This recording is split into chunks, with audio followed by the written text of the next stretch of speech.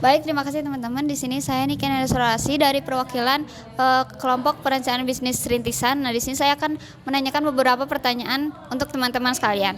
Nah, yang pertama, bisa diceritain nggak secara singkat mengenai diri Anda, termasuk aktivitas-aktivitas sehari-hari di luar kegiatan perkuliahan? Baik, perkenalkan saya Nisrina Khairunisa dan saya sebagai mahasiswa di Universitas Pasundan. Nah, kesibukan saya setelah kuliah biasanya saya istirahat terlebih dahulu, lalu mengerjakan tugas, dan kalau di malam hari saya ada kursus bahasa Inggris setiap hari Senin sampai Jumat. Paling itu kesibukan saya. Oke. Untuk kakaknya? Baik, saya Rahmawati sebagai mahasiswa di Universitas Pasundan. Kesibukan saya setelah kuliah itu sama kayak istirahat dulu, terus ngerjain tugas, makan. Terus malam-malam kalau misalkan ada waktu luang itu suka nonton drakor.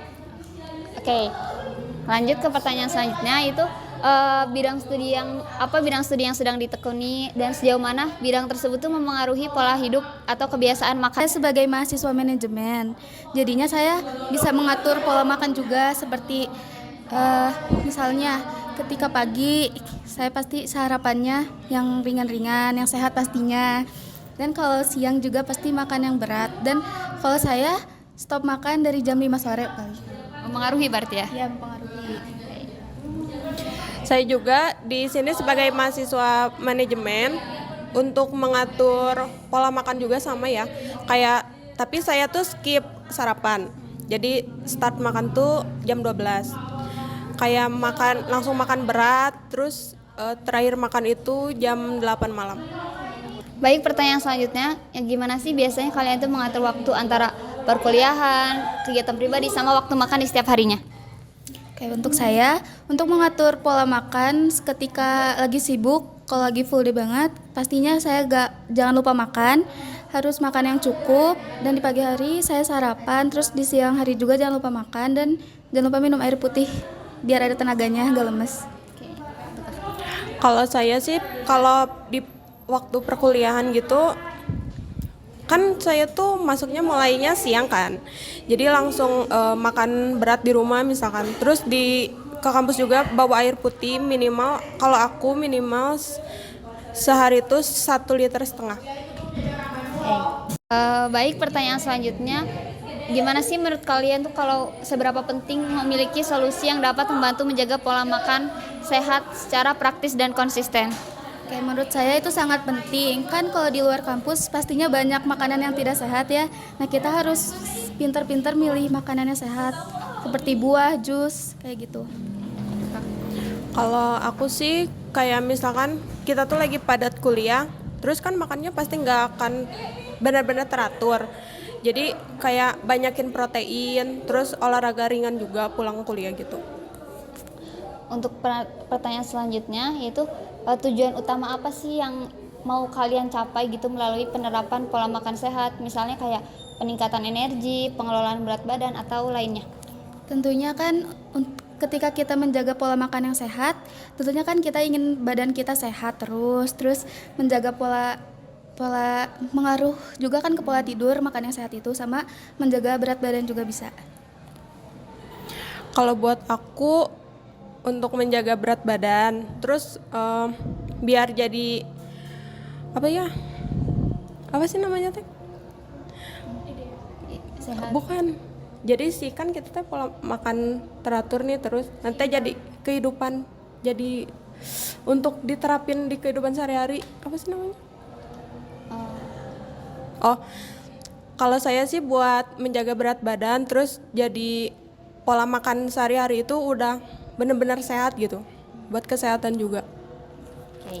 Pertanyaan selanjutnya, gimana sih perasaan kalian kalau itu tuh berhasil atau gagal gitu dalam mempertahankan pola makan yang sehat? Perasaannya gimana?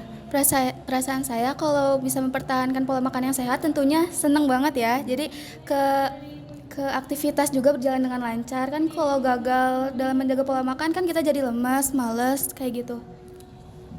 Kalau aku sih kan aku kebetulan lagi program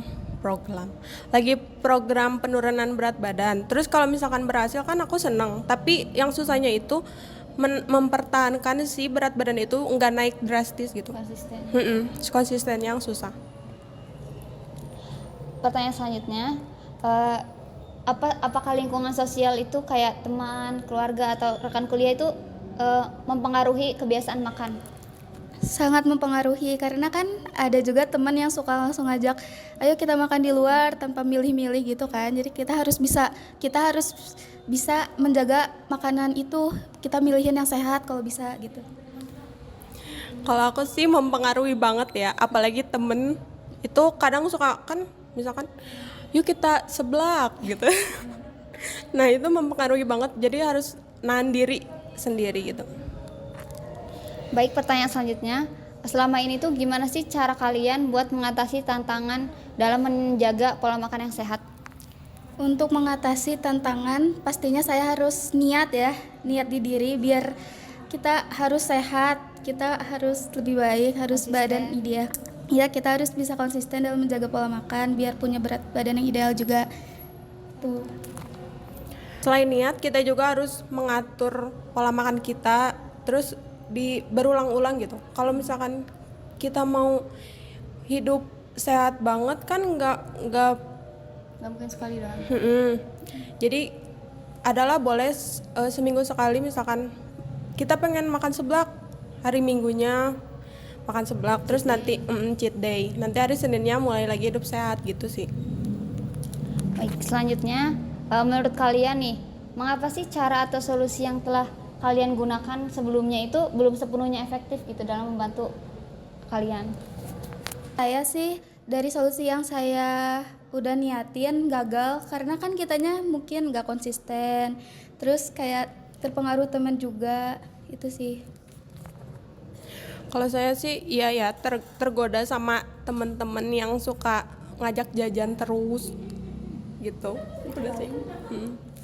Baik, untuk pertanyaan terakhir nih, kalau tersedia sebuah layanan atau aplikasi yang bisa membantu menjaga pola makan sehat kalian, itu fitur utama apa sih yang menurut kalian wajib ada biar solusi tersebut itu bermanfaat gitu? Menurut saya sih pastinya list makanan sehat yang baik untuk sehari-hari, misalnya kayak gizinya terpenuhi, misalnya pagi itu bagusnya makan apa, siang makan apa, dan kita harus menghindari makanan seperti apa sih agar tubuh kita sehat gitu. Kalau aku sih untuk ini kebutuhan kalori sehari gitu, kayak misalkan kita kan ngisi data dulu berat badannya berapa, tinggi badan berapa, terus nanti di situ kan ada kebutuhan kalori per harinya berapa, jadi kita bisa ngikutin di situ. Oke, baik teman-teman, mungkin segitu aja ya dari pertanyaan-pertanyaannya. Terima kasih buat sudah meluangkan waktunya untuk kita wawancara. Terima kasih. Sama-sama.